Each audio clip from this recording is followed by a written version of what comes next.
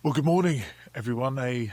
Another Sunday, another rugby club. We're up at Farnborough today, and there's a tournament, lots of different age groups. Farnborough, real heavy army presence in their membership, being where they're situated. So we had 2 minutes silence as well today, but it's a beautiful day. We're blessed by incredible sun.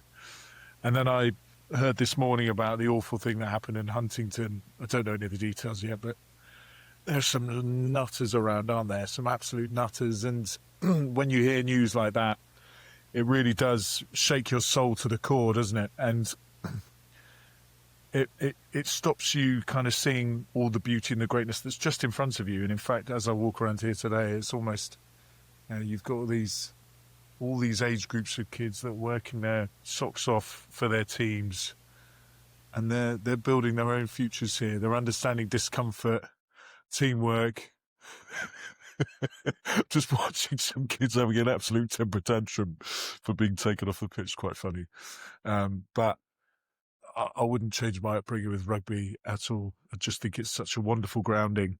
Anyway, so this next poem is by William Ernest Henley, called Invictus, and I just think it's very relevant.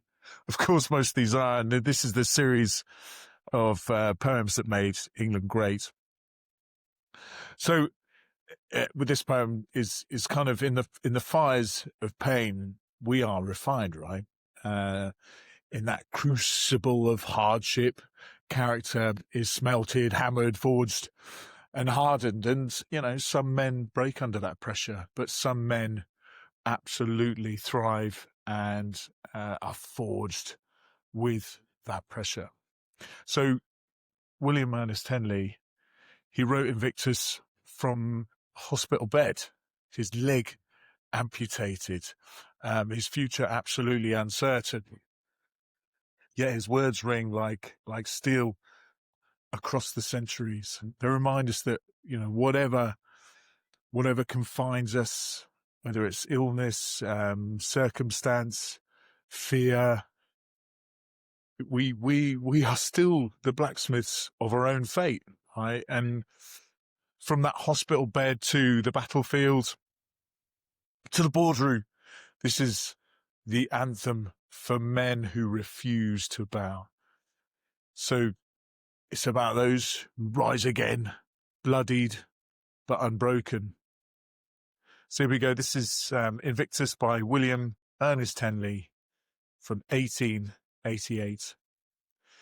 Out of the night that covers me, black as the pit from pole to pole, I thank whatever gods may be for my unconquerable soul. In the fell clutch of circumstance, I have not winced nor cried aloud.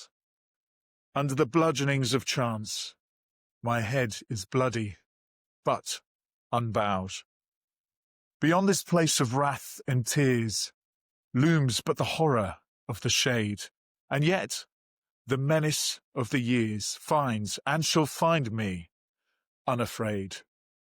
It matters not how strait the gate, how charged with punishments the scroll. I am the master of my fate. I am the captain of my soul. Really powerful words there. And Henley's words are like a declaration, not of arrogance, but ownership, absolute ownership. Every blow we take, every setback we endure is another strike of the hammer shaping who we become. And defiance in adversity isn't about denying pain. It's about standing in it, sort of shaping it, mastering it. Because in this forge of life, fate may strike first. But the man who endures, who believes, who refuses to yield, he strikes last. Well, thank you for listening to The Forging, and have a wonderful remainder of the week. Here's to a solid November. And of course, all the best for the rest of the year. God bless and good day.